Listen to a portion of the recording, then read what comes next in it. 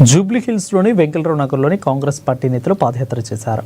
Bypoll నేపథ్యంలో Congress party నేతలు ఇంటింటి ప్రచారంలో పాల్గొన్నారు.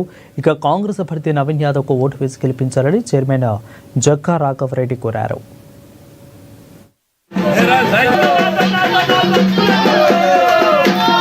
ఇంటింటి ప్రచారంలో భాగంగా విద్యావంతుడు, నవయువ నాయకుడు, నాయకుడు గతంలో కూడా 2-3 సార్లు ఎమ్మెల్యే కాంటెస్ట్ చేసిండు. చిన్న 5-6 వేల ఓటుతో ఓడిపోయిండు.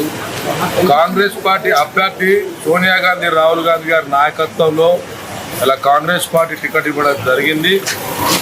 అందులో భాగంగా ప్రజలు కాంగ్రెస్ పార్టీకి బ్రహ్మరథం పడతా ఉన్నారు. ప్రతి ఒక్కరూ కాంగ్రెస్ పార్టీలో జాయిన్ అయి ఇలా కాంగ్రెస్ పార్టీని గెలిపిస్తామంటున్నారు. గెలుపు తథ్యం. మెజార్టీ కోసమే ప్రజలు తండోపతండపుగా వచ్చి దాదాపు 50,000 మెజార్టీతో కాంగ్రెస్ పార్టీ గెలిచినందుకు సిద్ధంగా ఉన్నదని చెప్పి ఈ సందర్భంగా మీకు మనవి చేస్తూ ఉన్నాం. బీఆర్ఎస్ పార్టీ అధికారంలో ఉన్న, బీజేపీ పార్టీ అధికారంలో ఉన్న 10 సంవత్సరాల అధికారంలో ఇక్కడ స్థానికులకు కానీ, ఇక్కడ ప్రజలకు కానీ, ఈ ప్రాంతానికి కానీ అభివృద్ధి ఏమీ జరగలేదని చెప్పి సందర్భంగా మీకు మనవి చేస్తూ ఉన్నాం. ఒక ఫౌండేషన్లకే పరిమితం అయ్యారు. కానీ ఇవాళ రోడ్డర్ మర్చిన్లు, డ్రైనేజ్ మర్చిన్లు, వాటర్ సప్లై మర్చిన్లు, కరెంటు మర్చిన్లు, ఇవాళ కమ్యూనిటీ హాల్ మర్చిన్లు అని చెప్పి ఈ సందర్భంగా మీకు తెలియజేయక తప్పదు.